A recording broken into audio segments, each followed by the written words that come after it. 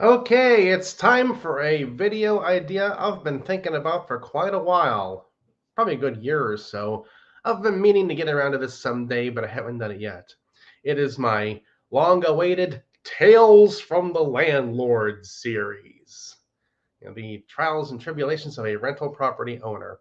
First of all, I don't like to call myself a landlord, because to me, I am a building owner. I think that establishes the whole owner renter relationship a little better. Building owner, you know. A landlord is some 80-year-old guy wearing suspenders and walking around all crouched over with a broom and get these damn kids out of here, one of those kind of guys. That's a landlord. A building owner like me, you know, that feels better to me. So, I'm going to make this a multi part series talking about how I got into it, financing, problems with the actual buildings, dealing with the renters, and so forth. And for all of the renters, I will give you their real first names. First of all, there's no problem with that. Second of all, they probably would never find out. And even if they did, I don't care. So, anyhow, how did I get started in this whole rental property thing? Well, I have let's see, a friend. I'll just put it like that. A friend who I have known for many, many years. And way back around, I think it was 2005, he started buying rental properties in the area. In this area, you can get a duplex around 40,000, 50,000 without a whole lot of trouble. He got some of his, I think, by banks that were selling houses that were defaulted on, or for a tax sale. So he might have got some of his a whole lot cheaper. But over the years, I would talk to him once in a while and say, "Hey, I got a new duplex somewhere." And if I happen to be in the area, I'd go by and look at the place. Okay, and they're doing all the work in the place to fix walls and repaint and all the stuff that has to go into it, dealing with Section 8 for all the rules and regulations to make the place right, local municipality code inspections, and so forth. Um, so over the years, I got to hear all about it and say, yeah, that's a good business if you can afford to buy a house. And I couldn't. Fortunately, I eventually found myself in a situation that allowed me to get started with that critical first purchase. But we're going to talk about finance in the next episode. This is just an introduction to the whole thing, where I am, what I'm doing, and how it's going. So far, I have two duplexes, and the top floor of my house is a rental unit. So I have 5 rental units, for me to make money on. And so far, things are going really well.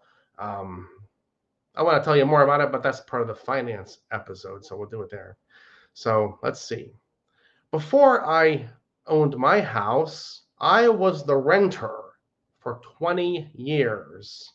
And it's just by coincidence, but 20 years pretty much to the day before I moved into the first house, first apartment, to when I was able to buy this house here, you know, and not be a renter anymore. 20 years of being the renter, paying the rent, being disemployed from jobs and thinking, okay, I have this much money and this much rent is due in 4 days.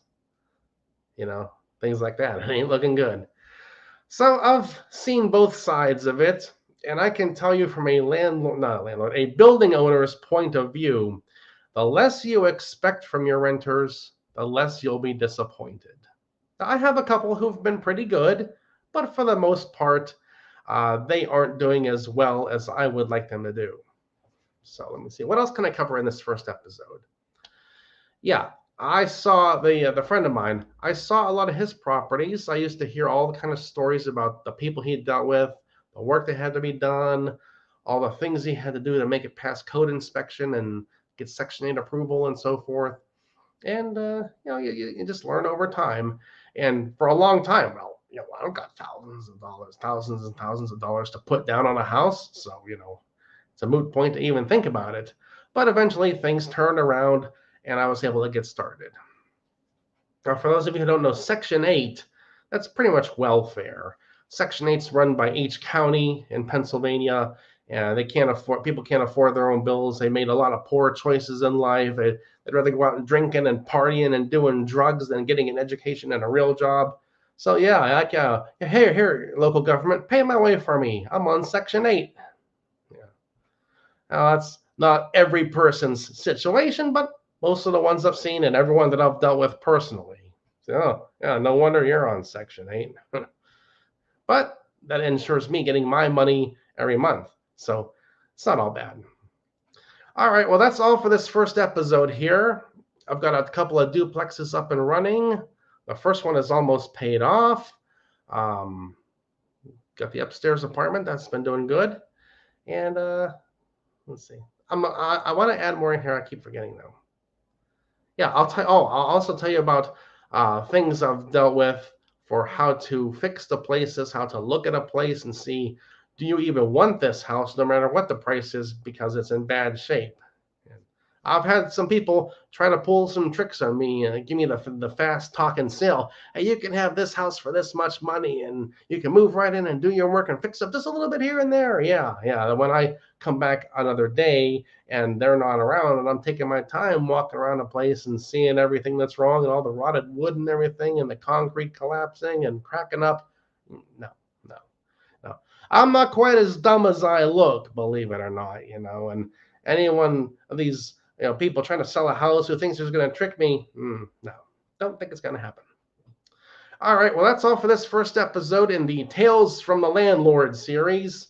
The next one will be talking about finance, getting the money to get a duplex, and get started with making your rental income profits.